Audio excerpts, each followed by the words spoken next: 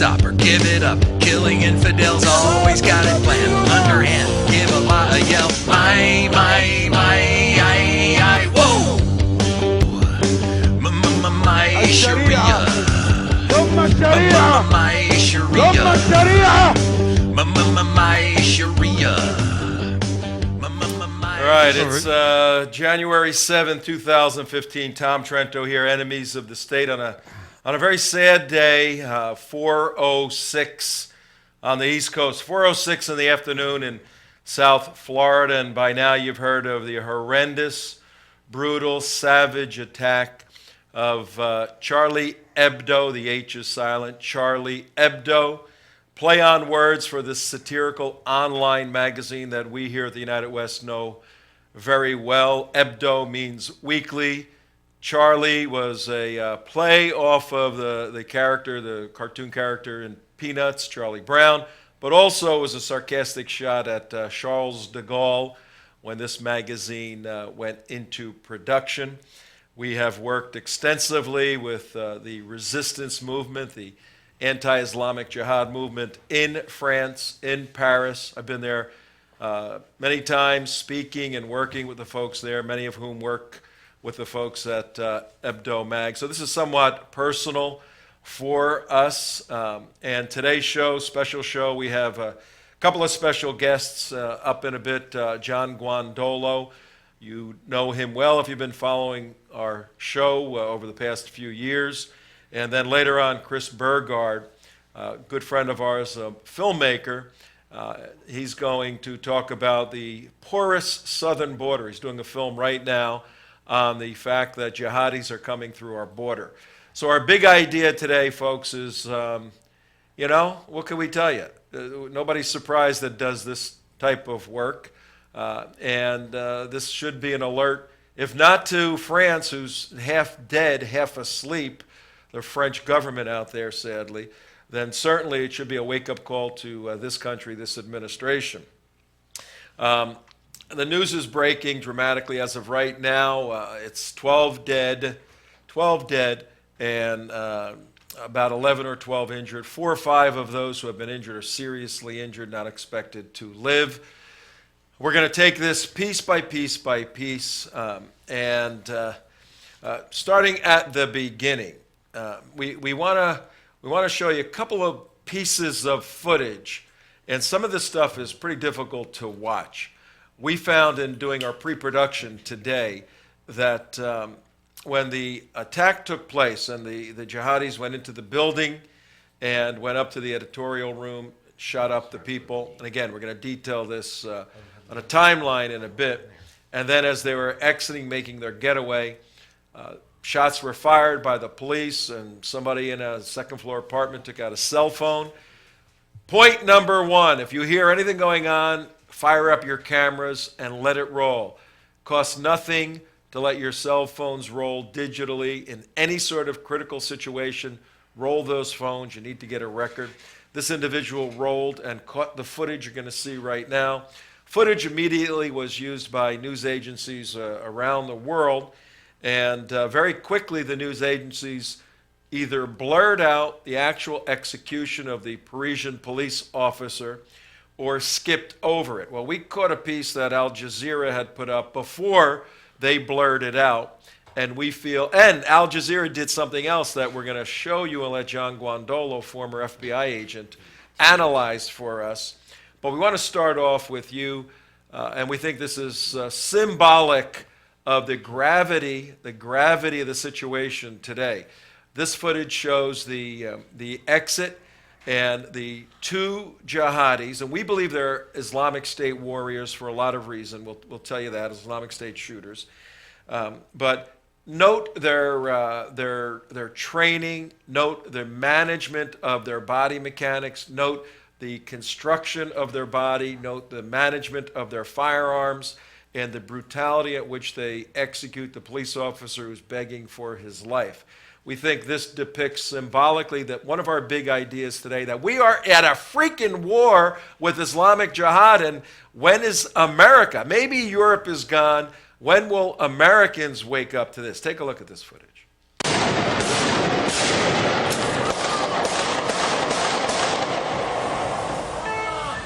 That's the cop laying on the ground on the right. Two men are running up, boom, shooting point blank in the head.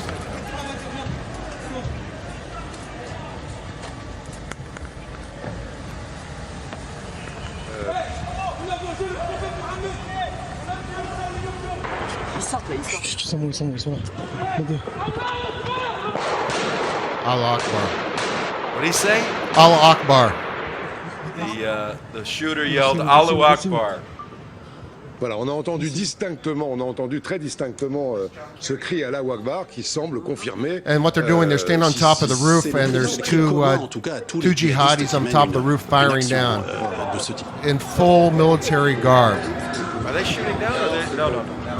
Are they shooting down? C'est ce fameux témoin dont parlaient les enquêteurs qui vient de Clermont-Ferrand était là pour rencontrer un proche de sa famille qui lui était dans la rédaction au 2e étage quand ces hommes après sont montés et ont tiré et que cette personne... Obviously a French translation. French eyewitness. That was actually someone in the building right there that shot it on his cell phone. So he was holding the cell phone Yes. and looking down on the shooters in the street. All right, now This was an execution of the cop. He ran right by him, executed him. It that was wasn't an in a gun battle. execution.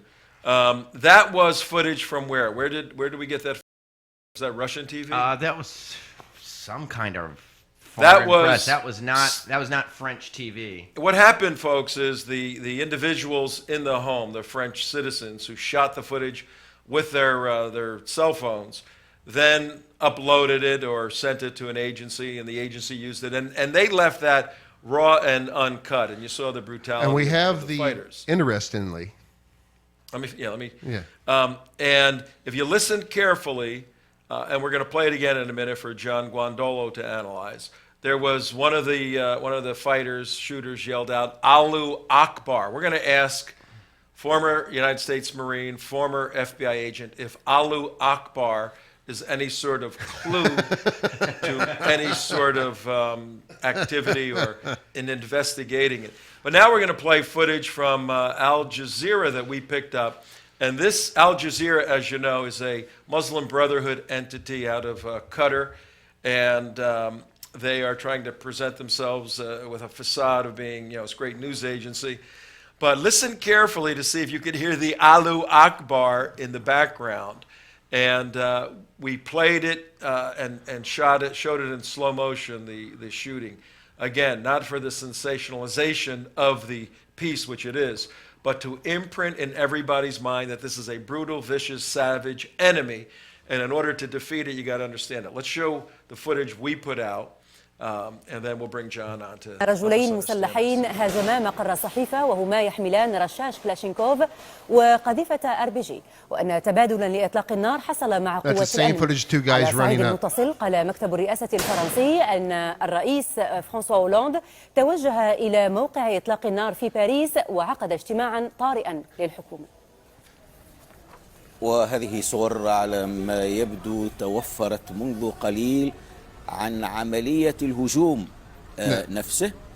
Now, what's interesting about this, they totally blotted out the Allahu Akbar in Al Jazeera TV. Was that at the same point or was that at a different This is point? the same exact point, and it was right here at this one point, and that's where they blocked it out. They talked over it, and they turned the volume of the audio down. Audio. Yeah. That is just coincidence. And yeah, it was right after the shooting where the guy, he came up right here as he's running up, and he does a shot right in the head there, and he goes. الفرنسي أن الرئيس فرانسوا هولاند. And they yelled right there. They yelled Allahu Akbar, but Al Jazeera cut the audio of the video right after the gunshot to hide the fact that this was a jihadi attack. It seems like that, but what do we know? So let's bring in our expert, our very good friend who spent years in the United States Marine Corps in combat, then went and did a stint in the Federal Bureau of Investigation, working in the Counterterrorism Division and having expertise in the Muslim Brotherhood,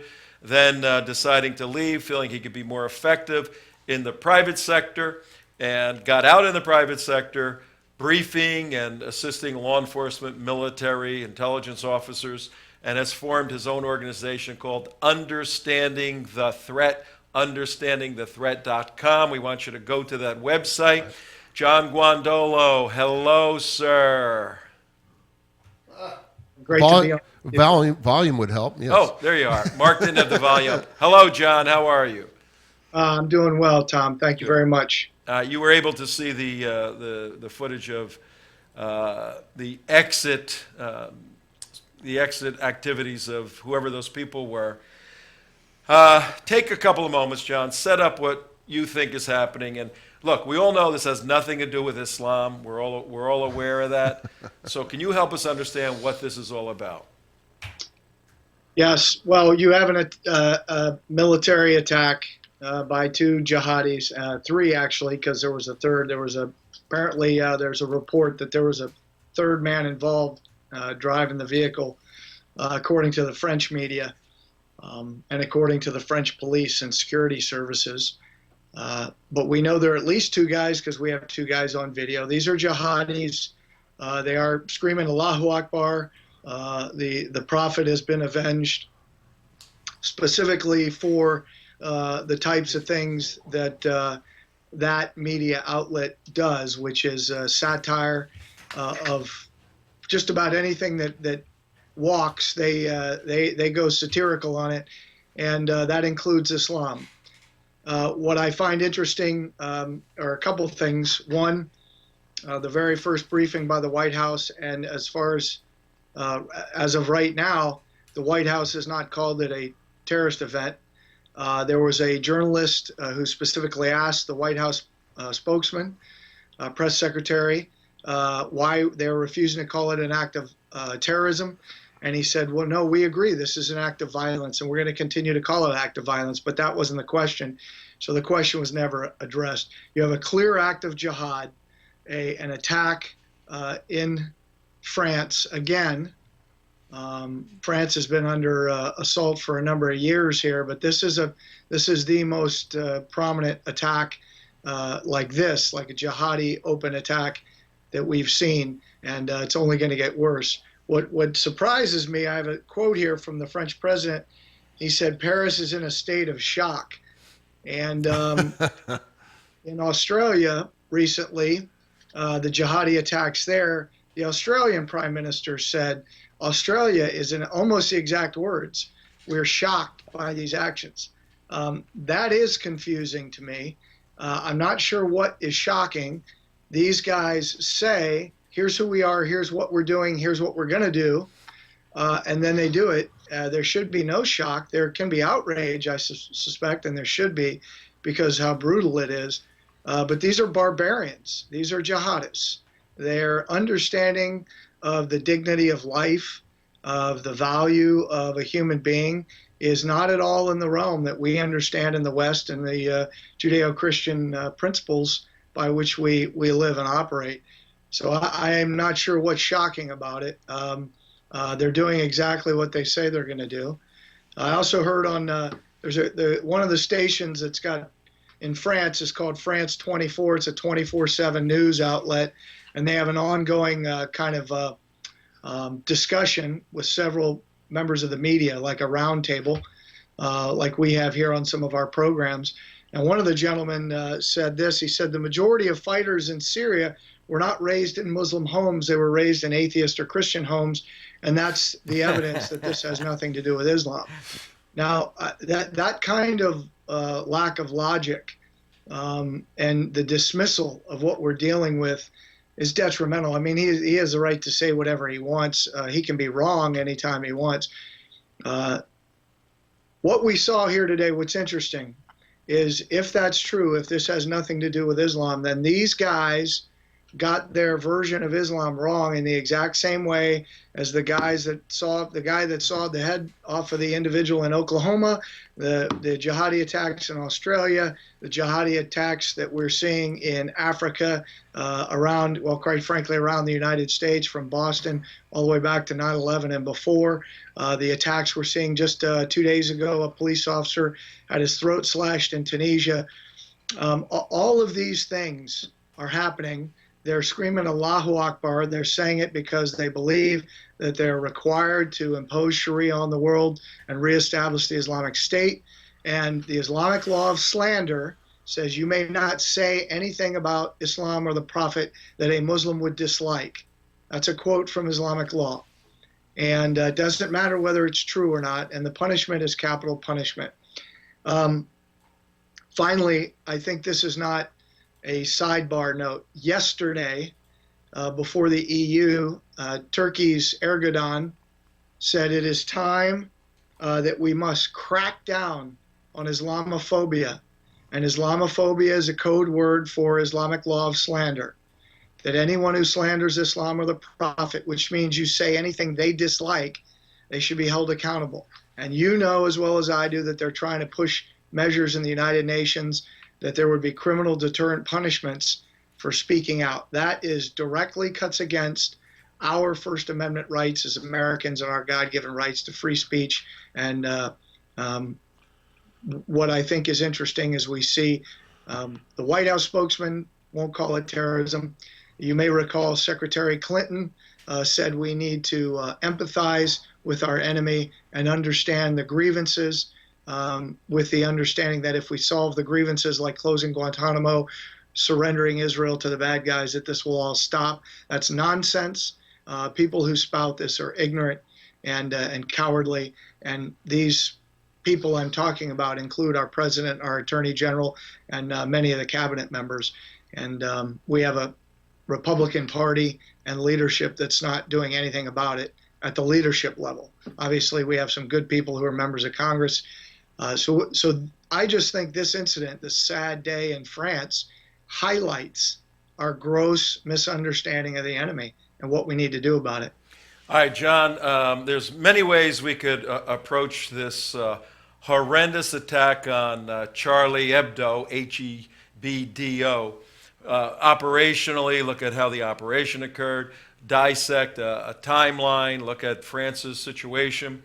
But I wanna use this to serve a warning to, we have 670 days left before the next general election, November 8th, 2016. It's going to be a critical election, and we know there's movement to delegitimize Israel, who's on the front lines, on the eastern front of Western civilization, as a good friend of ours says. So I want to take a look at this attack in terms of yelling out a clarion, a warning to Americans, because there are good Americans, Tea Party Americans, some conservative Republicans who want to stand and fight, but just don't know how to do that. So at 23 minutes after 4 o'clock on WSBR Radio, your host, Tom Trento here. The name of the show, Enemies of the State, and by God, do we have enemies today in France. But as we're going to find out a little later with Chris Burgard, and by the way, Chris says hello to you, John. He's our guest later on. We're going to look at the southern border and the Porous border and the cells coming through there. At 24 minutes after 4, we have John Guandolo, former United States Marine, former FBI agent, now the founder, director of Understanding the Threat. John, if somebody has just listened to your excellent analysis of this horrible situation and the cultural war we're in, wants to get in touch with you, how would they do that? They can get in touch with me through the website, understandingthethreat.com. That's where the books and DVDs are available, detailing the threat here in the United States and the jihadi network. All right, now your website, your work is to help people understand the threat. What threat are you talking about? Primarily, I'm talking about the global Islamic movement, the jihadi movement across the globe, primarily led by the Muslim Brotherhood. And the bulk of the work that I've done, and as you're aware, is to lay out that all of these groups, we're focused today on the Islamic State, and our government's now talking about the Islamic State, the Islamic State, the Islamic State. What happened to Al-Qaeda? What about Boko Haram, Abu Sayyaf? All these other groups, Hamas, Hezbollah, Tablighi Jamaat, Jamadi Islami, the other movements parallel to the Muslim Brotherhood movement.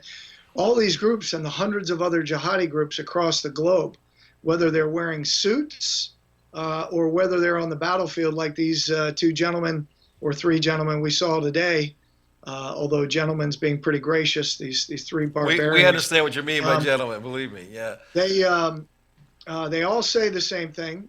They all say that what they're doing is fighting jihad in the cause of Allah in order to impose Sharia and establish the Islamic State.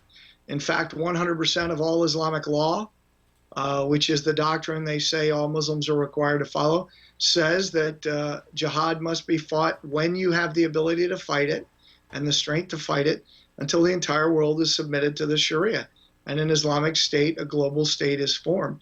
That's what it is. Now, to be clear, there are people who self-identify themselves as Muslims that actually came into the West, like places like the United States and Canada, to get away from the Sharia. But that doesn't change what the doctrine is. We now have a global movement that is taking over countries and parts of continents.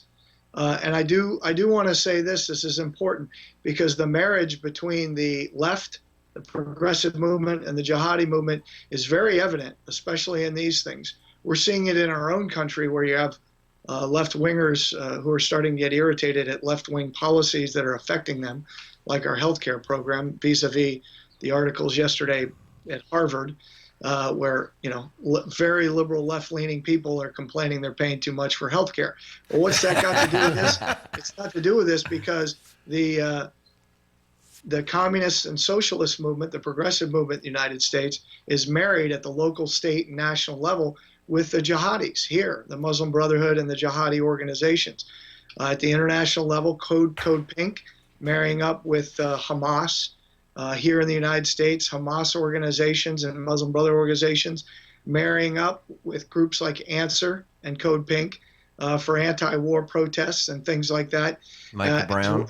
As well as, and more importantly, they are providing propaganda and defensive cover in the media to continue to say that these are just a few whack jobs. Well, the problem is the vast majority of Islamic organizations in the United States, per evidence already entered into federal court, are a part of the jihadi movement in the United States and the jihadi network here.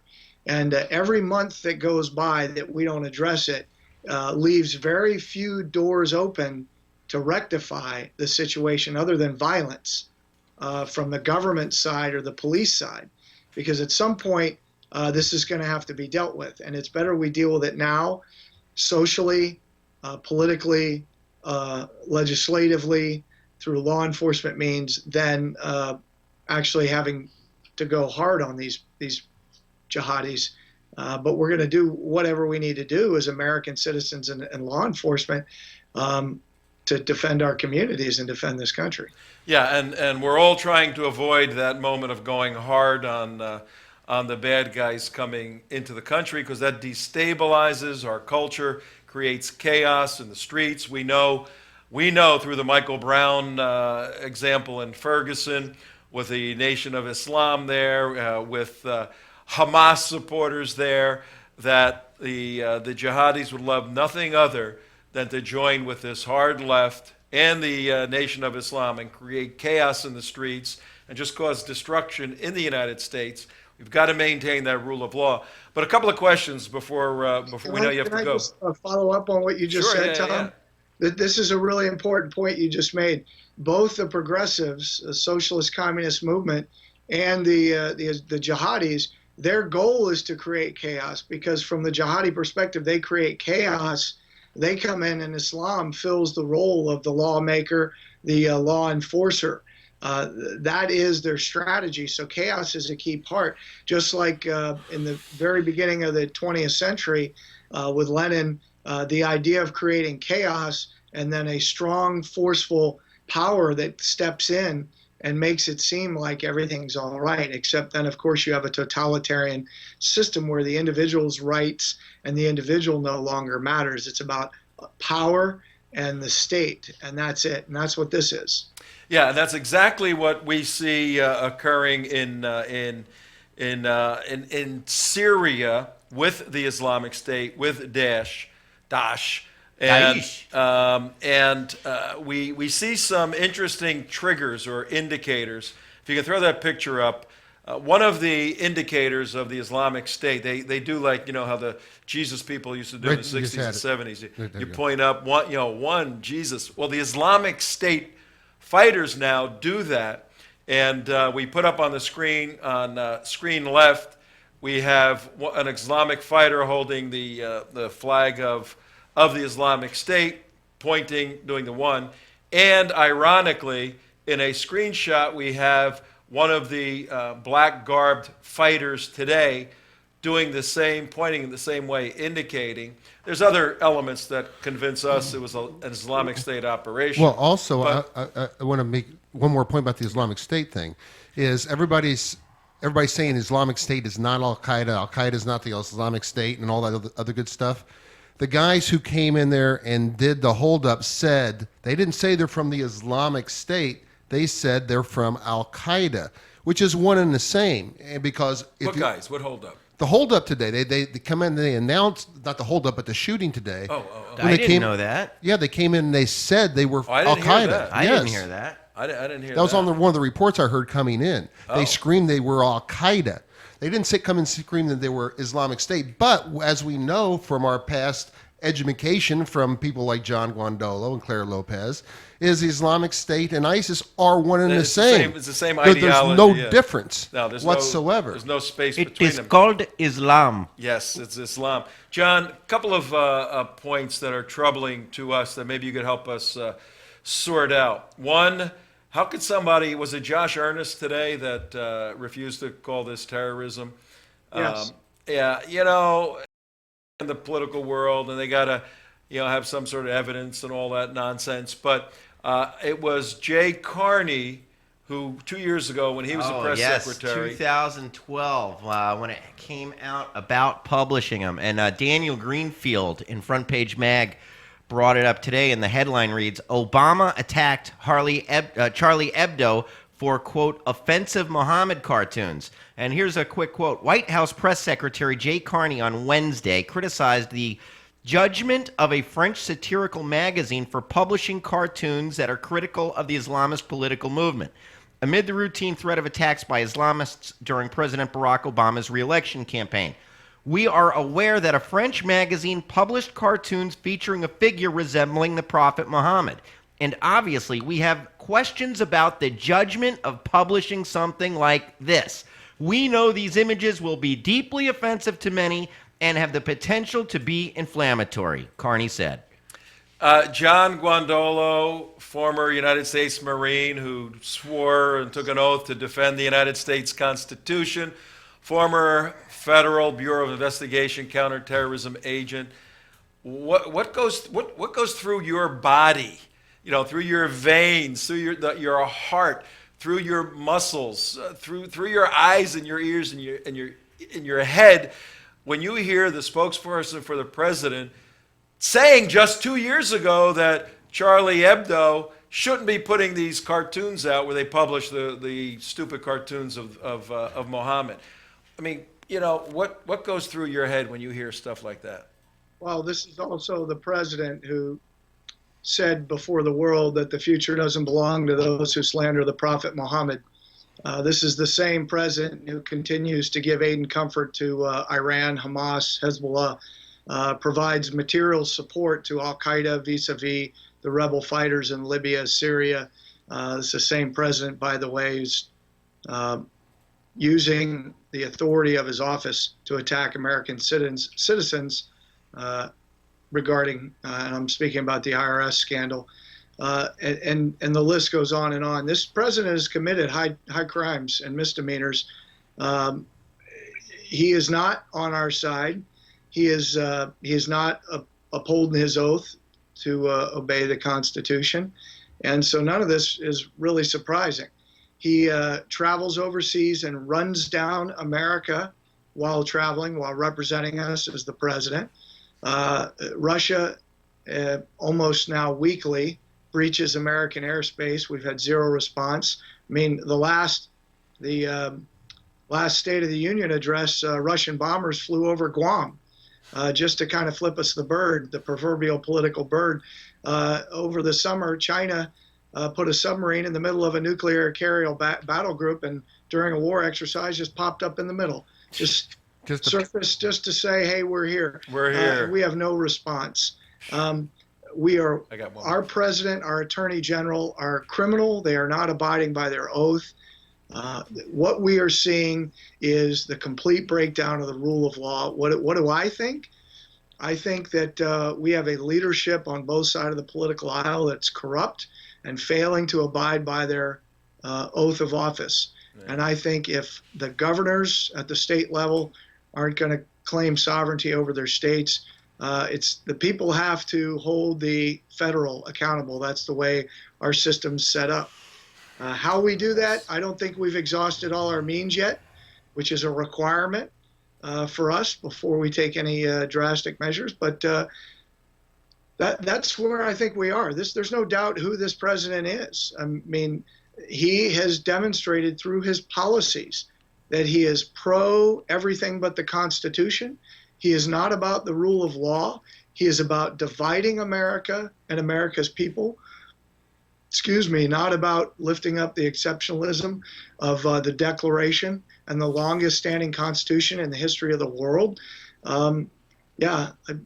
It's a mess. And just yesterday, we re-elect, the United States Congress, with these freshmen that said, we're going to stand against Boehner. We re-elect John Boehner, who's in the pocket of Grover Norquist, right, and the president, basically. These guys got a couple of questions for you. I got one last question, John. You may have heard, I don't know if you heard about an organization called CAIR, Council on American Islamic Relations.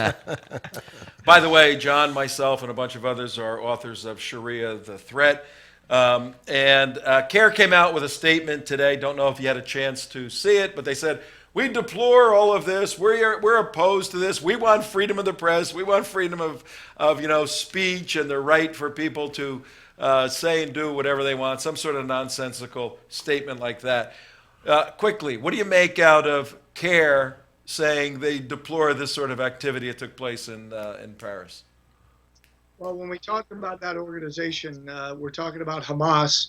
So I think it's more accurate to say the word Hamas doing business as CAIR. That's not a matter of question. I just saw recently in the last 2 days, Ibrahim Hooper, the spokesman for Hamas in the U.S. doing business as CAIR, said that they're unindicted because it's just legal mumbo jumbo, except for the fact that the Department of Justice and the FBI have stated in court documents that CAIR was founded by the Muslim Brotherhood to support terrorism. That is a almost verbatim quote from the U.S. government Department of Justice. We know that CAIR was created to be the fourth organization in the United States created by the U.S. Palestine Committee, which is Hamas in the United States, and that's why they were created. They are Hamas in the United States. That's not up for discussion. If you disagree with that, you are wrong. And we can spend days going through the evidence to discuss that and all of the tapes. So that's Hamas. So, of course, I would expect Hamas to say that. Deplore what happened today because they're wearing suits and they're putting on a happy face to try to. The fact that those guys are still walking the street shows the total incompetence and gross negligence of our government entities. Didn't the EU... Wait, Mark has a question, and then we're keeping him longer than he was able to stay, but that's okay. Mark, go ahead.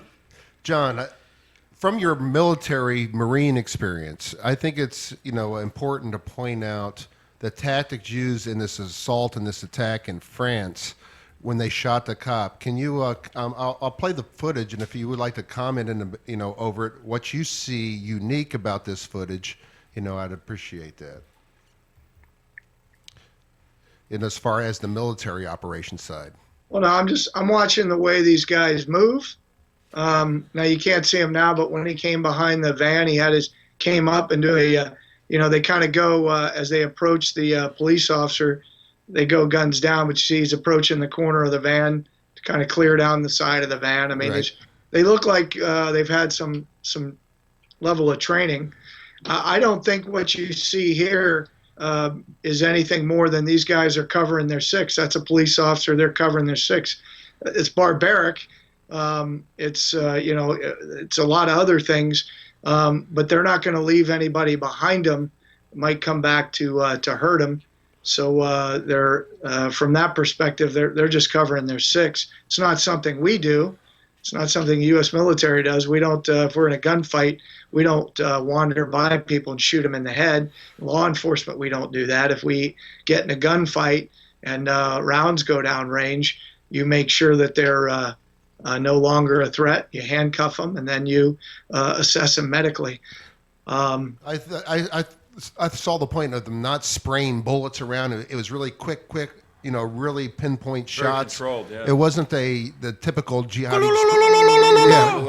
spraying bullets, and also that they're in full combat gear, and that it looks like that they were, body trained, armor and everything. And so this was not some lone wolf, This is actually a planned military operation coming from very high sources. Absolutely. Well, and let me just say this to that.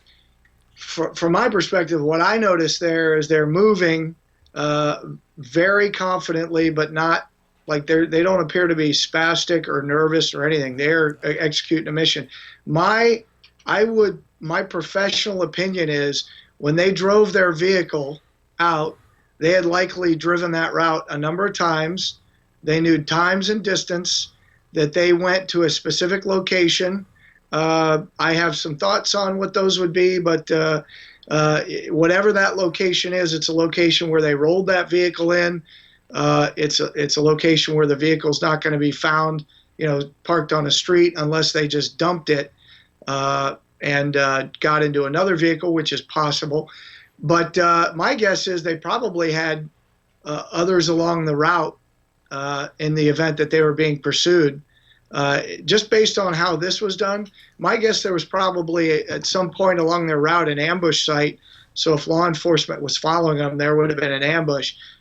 That's from a professional point of view, looking at how this was done, I would suspect that is part of their plan, because otherwise maybe they just were prepared for a full-on gun battle, but it looks like they wanted to do the thing and leave and live to fight another day. John, we're going to have to let you go.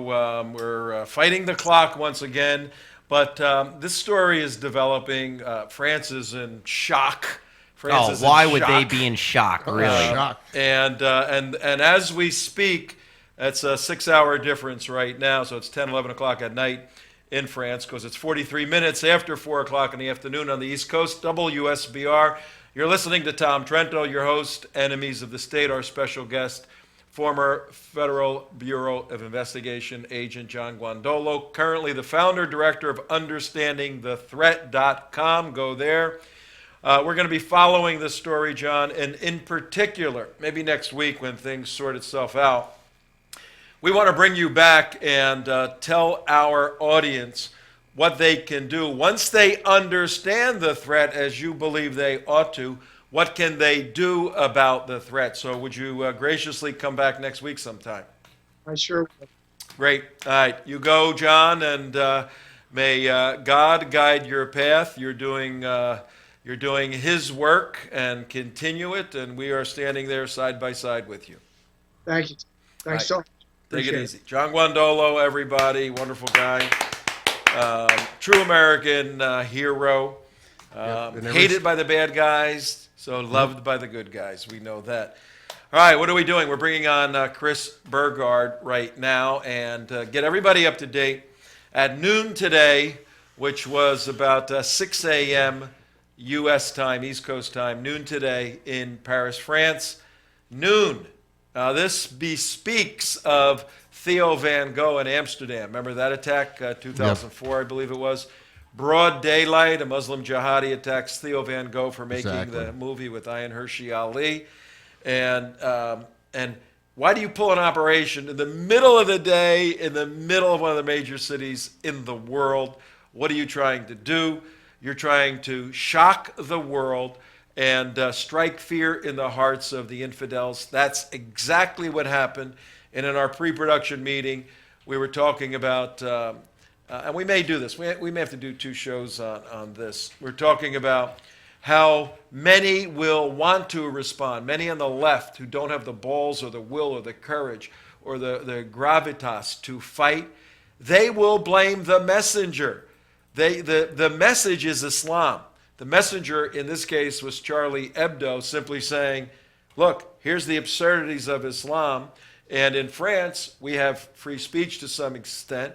And somebody made cartoons in Denmark, and we're showing the cartoons, and their offices got bombed 2 years ago for that. And they said, sorry, we're going to continue to do this. But guess what? Charlie Hebdo goes after my homies, Christians. They make fun of Jesus and Christianity and everything else. Guess what, ladies and gentlemen? You can make all the fun you want of my prophet Jesus. It doesn't matter. You can call them names. You can do whatever you want. It doesn't matter. Not one bit. No Christian is going to kill you or want to kill you. There's nothing in our doctrine that says we have to avenge the honor of Jesus. Christianity is a religion of love. Islam is a religion of hate. You hate the people if they don't like your religion. In Christianity, if somebody doesn't like our religion, we love the people. Two different worldviews. Charlie Hebdo makes fun of Jews like crazy, makes fun of leftists, makes fun of everybody. They don't just go after Islam. Islam is simply one of the areas of their work, and we're going to continue with an analysis of this horrible attack, but we want to bring it home right now because we have been saying for years that through various routes, the same individuals that propagated this devastating, brutal crime in Paris are involved in the transportation, participation, and entrance into the United States to set up cells, just like these cells were in France, to energize and initiate those cells at a given time. Somebody who is doing a lot of work in the area of looking at the security and porousness of the southern border, dear friend of ours that we have worked with in the past. We're going to bring him in right now. Chris Burgard, how are you? Outstanding. How are you? Good to see you again, Chris.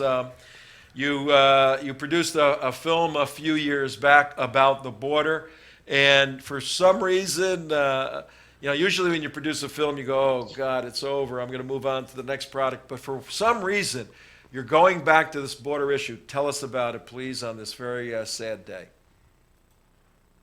You know, Tom, just as soon as I think I get out, they suck me back in. Last summer, they had the surge on the border with all the kids, and I heard our government saying, oh, we never thought the drug cartels would use families and children to try to overwhelm our resources. When they knew darn well that's what they were doing, because we filmed it and we screened that for Congress 10 years ago. So I went back down the border, and even though I stayed in touch with my friends and in law enforcement contacts on the border in the last 10 years, naively, I kind of was hoping things had gotten better. But I went back down to the border this summer and filmed. Unfortunately, there was too many things that were just worse. They haven't gotten better. They've gotten worse. And the American people really need to know what's going on down there. And it's a weakness. National security should begin on the border. It should begin at home. And unfortunately, it's just not. Hi, Chris.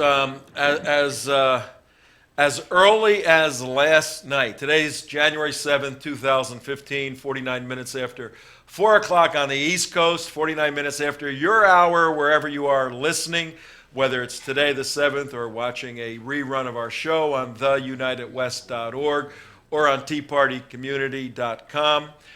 We're coming live right now on the radio, WSBR Radio, 740 a.m. on your dial. 49 minutes after 4. Last night, Chris, I spoke to a small Republican group in South Florida and did sort of a general overview of what's going on. And I mentioned that we have through South America, through Venezuela, coming up through Central America into Mexico, we have the cartels involved in bringing illegals over and also bringing jihadis over.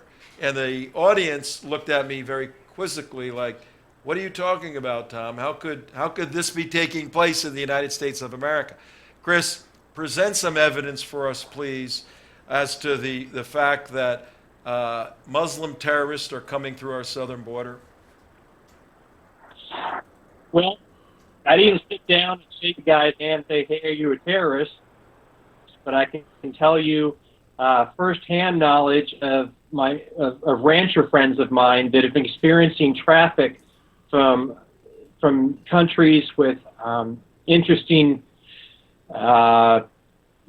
reasons for folks wanting to come here for a long time. Let's speak to this. My buddy's ranch down in Brooks County, Texas, Valfurious, 73 miles north of the border.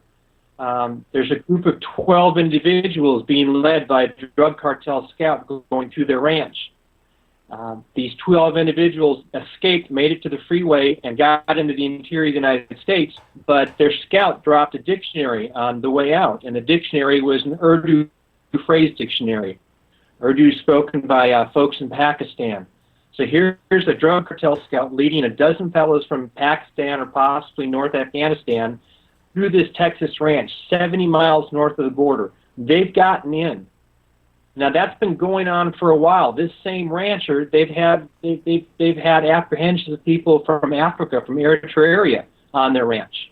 I was down there a few years ago. This is during the Obama administration, and I was trying to report and get factual numbers on how many Chinese nationals were coming through these Texas ranches.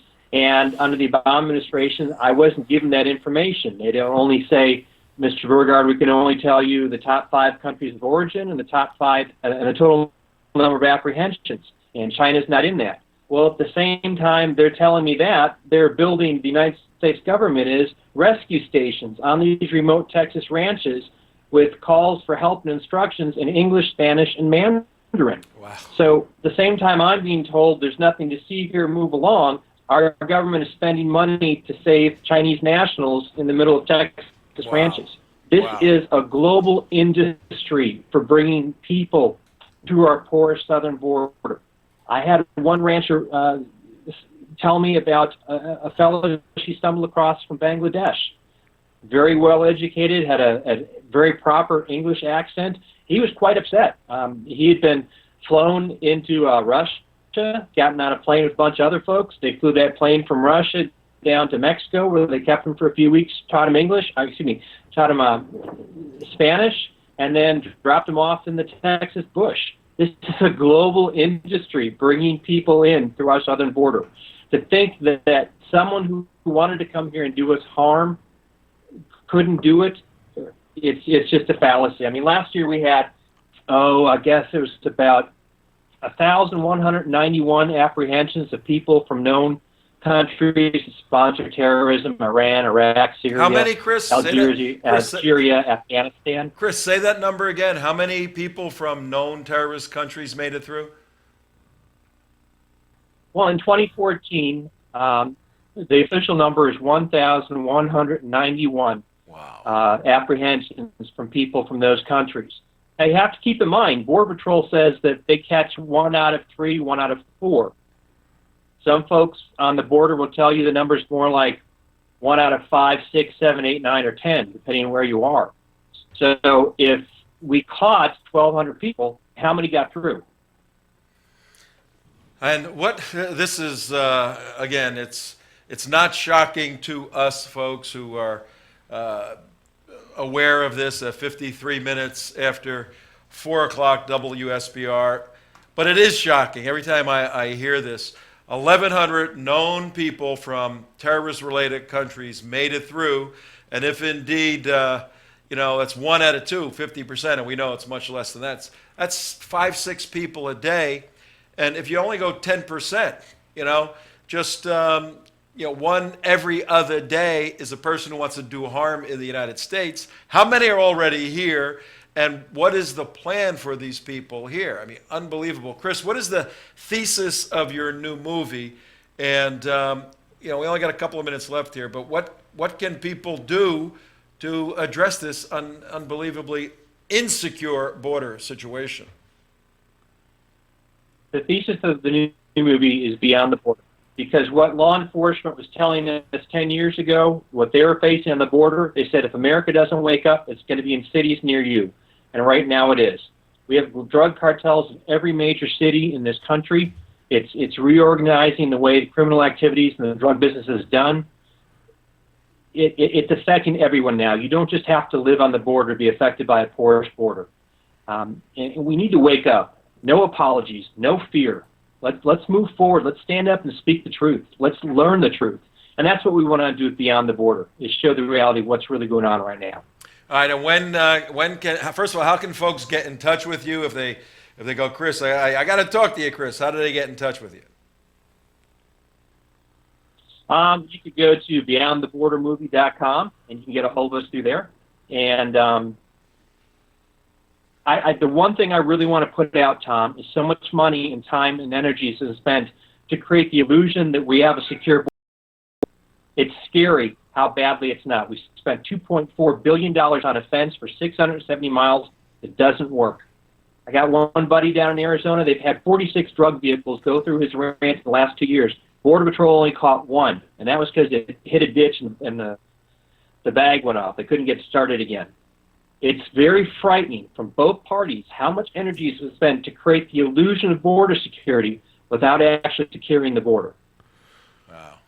Hey, Chris, got a question for you. Obviously, you've been funded by a major Hollywood film producer with millions of dollars for budgetary constraints and all that type of stuff, just because the left loves this issue so much. How is that true, or is there a way they can actually go and donate to your movie or help pay for some of the expenses? Actually, yes, that would be awesome. We did start an Indiegogo site. And if you just go to beyondthebordermovie.com, I think that'll take you to the Indiegogo site. No, we could not get a Hollywood studio to finance this film. The first movie that we did, Border, my wife and I financed. The movie did very well for an independent film. It was screened twice for Congress, won awards all over the country. And you would think that Hollywood would get hip to that, but it's a different language that they speak out here. Yeah. So if this movie, we're making this movie, and it needs to be made by America, and so we could use America's help. All right, well, you have our help, absolutely, and we will check in. Right now, what's the projected premiere date? We want to get this movie done by this spring, and the official release will probably be early next fall.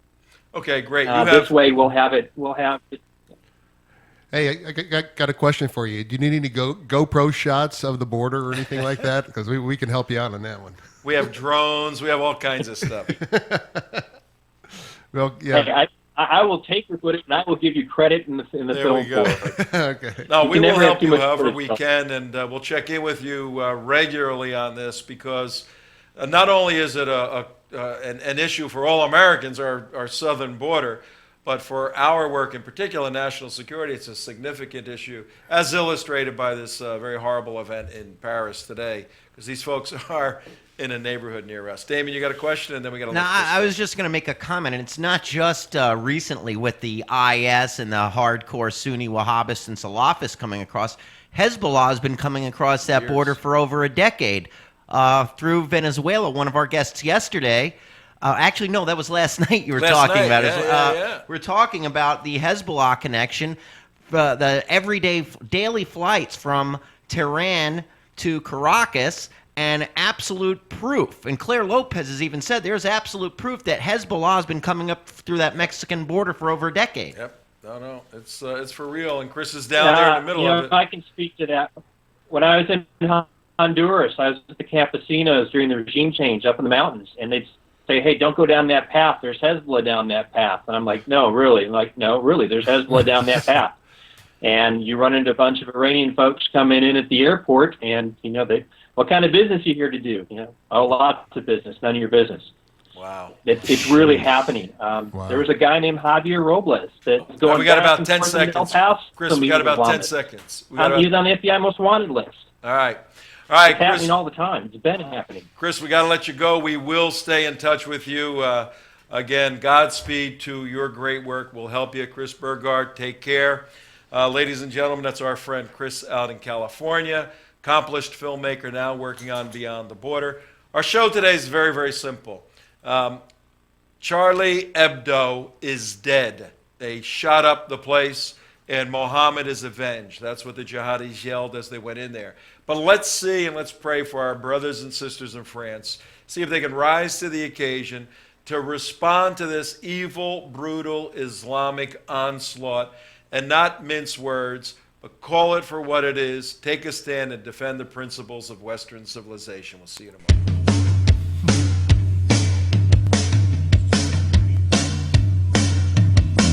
Thanks, fellas. Thank you. Thank you. My Sharia.